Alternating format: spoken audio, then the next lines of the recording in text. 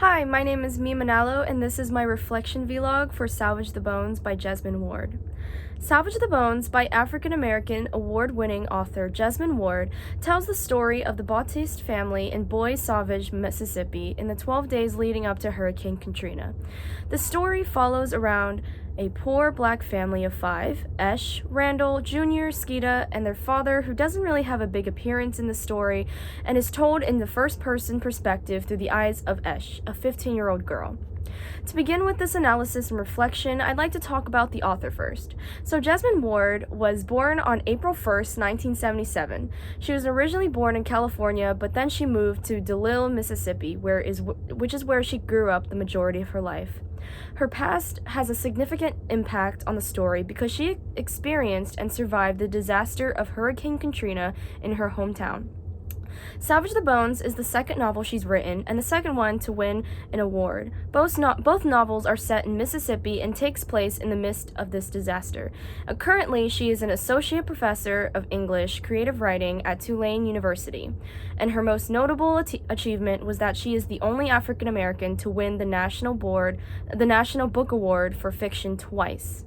The audience that this novel is directed towards is essentially basically everyone.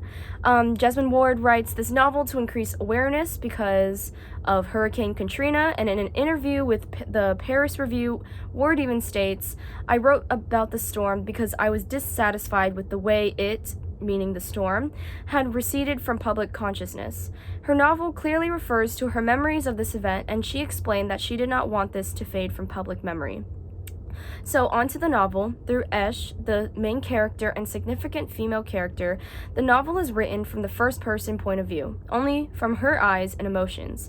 It is therefore not entirely reliable since Esh often draws conclusions or makes assumptions that are not rational or stable.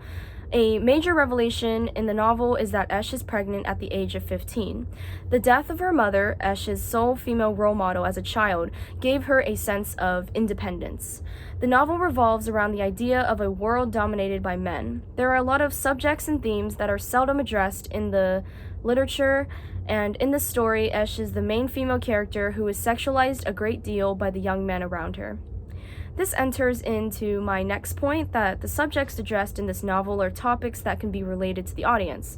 First and foremost, there is the most significant topic that deals with Esh's struggles with pregnancy and with being a woman in a toxic masculine environment. As a teen mom, she is going through a lot of emotions, especially when Manny fails to take responsibility for the situation. And another subject would obviously be the storm.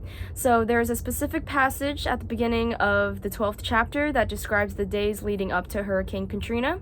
It states, "We sat in the open attic until we got cold, and the light wind that blew chilled us.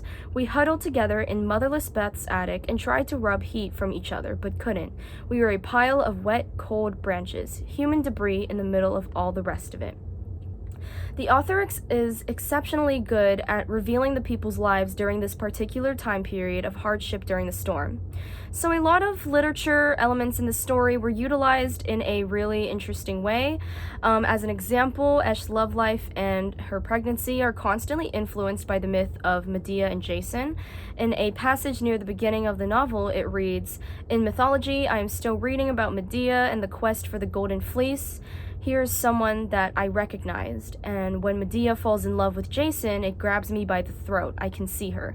So the protagonist obsesses over the myth of Medea because she understands her vulnerability. Well, anyways, overall, I just fairly enjoyed reading this novel, and it is an outstanding piece of literature that is nothing less expected from Jesmyn Ward. Thank you.